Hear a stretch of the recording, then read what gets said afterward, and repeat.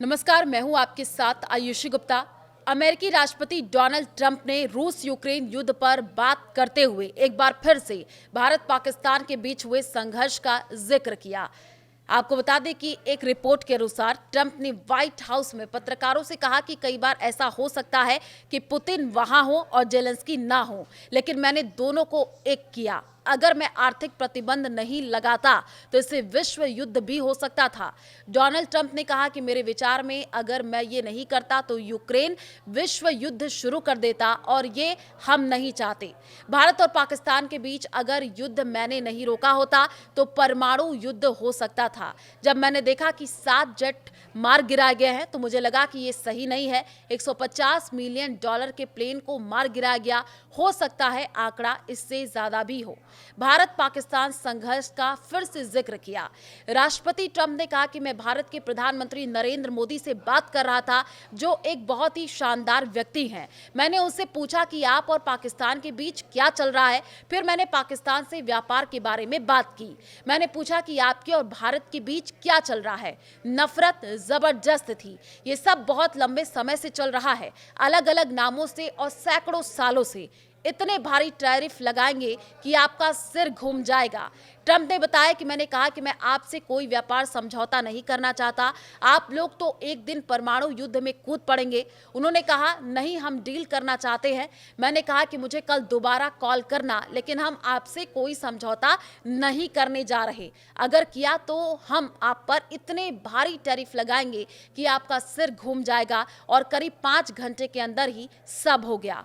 Trump ने आगे कहा कि अब शायद ये सब दोबारा शुरू हो जाए, तो मुझे नहीं पता, लेकिन मुझे नहीं लगता कि ऐसा होगा। अगर हुआ तो मैं इसे भी रोक दूंगा।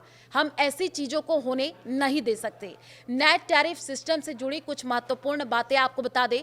अमेरिकी होमलैंड सिक्योरिटी विभाग के ड्राफ्ट नोटिस के मुताबिक 27 अगस्त 2025 को रात 12:01 से नया टैरिफ सिस्टम लागू हो जाएगा और अब भारत से आयात होने वाले सामान पर ज्यादा टैक्स लगेगा।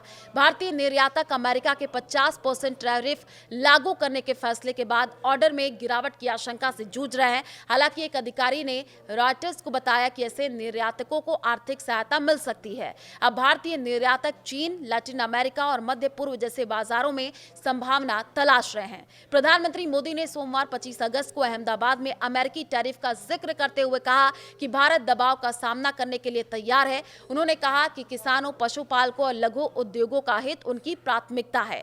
पीएम मोदी ने मंगलवार 26 अगस्त को गुजरात में स्वदेशी पर जोर दिया और कहा कि स्वदेशी की मेरी परिभाषा सरल है।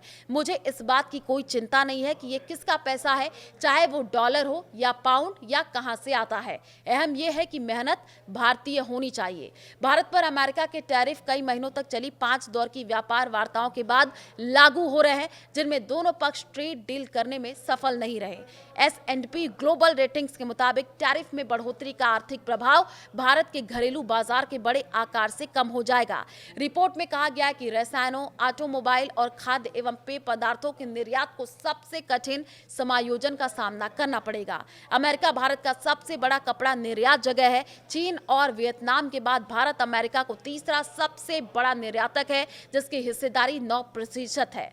पिछले 5 सालों में भारत ने चीन की कीमत पर अमेरिका में अपनी बाजार हिस्सेदारी बढ़ाई, जो 6% से बढ़कर 9% हो गई है, जबकि चीन की हिस्सेदारी 38% से घटकर 25% रह गई। भारत का घरेलू बाजार काफी बड़ा है, जो बाहरी मांग पर निर्भरता को कम करता है और ये देश को अमेरिकी टैरिफ से बचाव रखने में मददगार साबित हो सकता है।